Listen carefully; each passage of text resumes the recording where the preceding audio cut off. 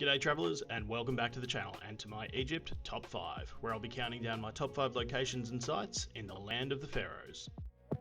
Egypt is one of those countries where every site is as amazing as the one before it, so narrowing it down to a top 5 was extremely difficult.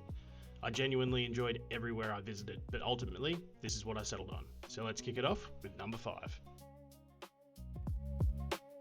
Coming in at number 5 is the Egyptian Museum in Cairo, often called the Old Cairo Museum. Located right in Tahrir Square in downtown Cairo, it houses well over 100,000 ancient artifacts.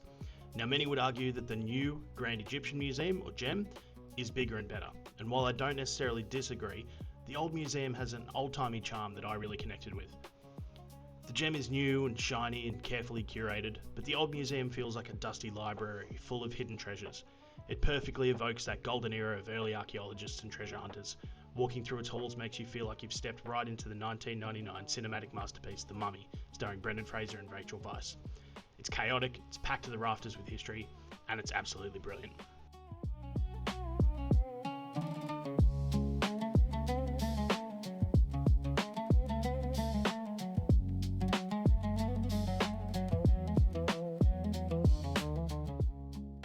At number 4, it's the pyramids and the Sphinx at Giza. I'm just as surprised as you are that this isn't number 1. I fully expected it to be before I got there. To be honest, I'm glad I saw them at the start of the trip rather than at the end. Don't get me wrong, standing in front of the last surviving wonder of the ancient world is phenomenal and awe-inspiring. But once you see how grand and intricate many of the other sites are around Egypt, the pyramids and Sphinx can feel a little more plain, for lack of a better word. It's hard to describe why they aren't number 1 without making them sound disappointing. They absolutely aren't. But because the Old Kingdom pyramids lack the vibrant internal hieroglyphs and painting of the later tombs, seeing them first makes you realise as you travel further south. The pyramids weren't the only massive thing that they built in ancient Egypt.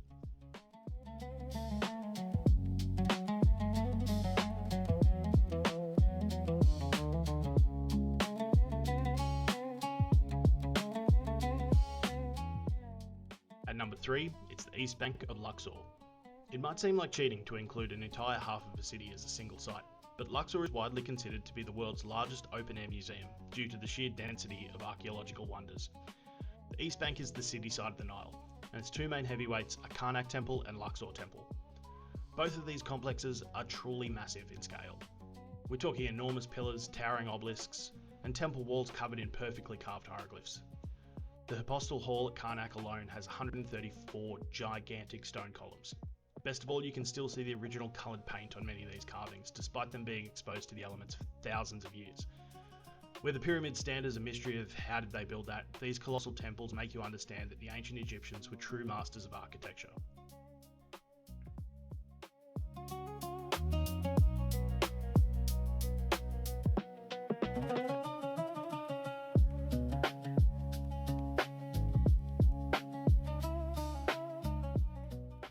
Taking the runner-up spot at number 2 is Abu Simbel. Located deep in the south near the Sudanese border, words can't really describe the scale of this place. Standing at the feet of the towering statues of Ramesses II makes you feel incredibly small, while you wonder how on earth they managed to carve such a huge temple directly into a solid cliff face. On top of the ancient engineering, there's a modern miracle here too. In the 1960s, a UNESCO team managed to cut the entire temple into pieces and move it to higher ground to save it from the rising floodwaters of Lake Nasser, reassembling it like a giant jigsaw puzzle. If you're lucky enough to visit on the 22nd of February or October at 6:20 am, you'll witness the famous solar alignment. The sun penetrates 200 feet into the temple to illuminate the statues of Amun-Ra, Ra-Harakti, and Ramesses II himself, leaving Ptah, the god of darkness, perfectly in shadow. These dates traditionally mark Ramesses II's coronation and birthday. When the temple was moved, the alignment was preserved, though some years the illumination now occurs one day later, so always double check before you visit.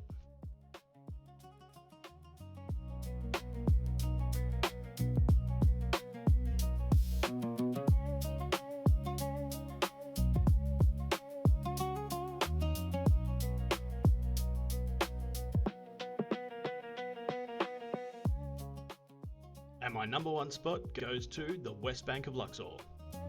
While the East Bank was reserved for the living in ancient Egypt, the West Bank was strictly reserved for the dead, and this is where Luxor really earns its title. The West Bank is home to countless archaeological sites. Just driving around, you'll see them everywhere. Even as modern life has spread out over the area, Ancient ruins sit casually in the middle of farms or tucked between modern houses. The main sites here are absolute legends. The Valley of the Kings, the striking mortuary temple of Hatshepsut, tucked into the cliffs at Deir el-Bahari, the towering colossi of Memnon,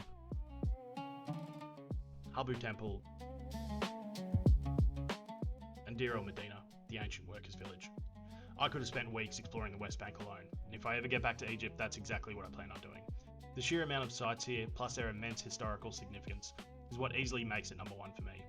From the intricate, vibrantly preserved paintings inside the tombs to the massive mortuary temples, simply being on the West Bank makes you feel like an archaeologist or a tomb raider, exploring the remains of one of the most ancient yet highly advanced civilizations in history.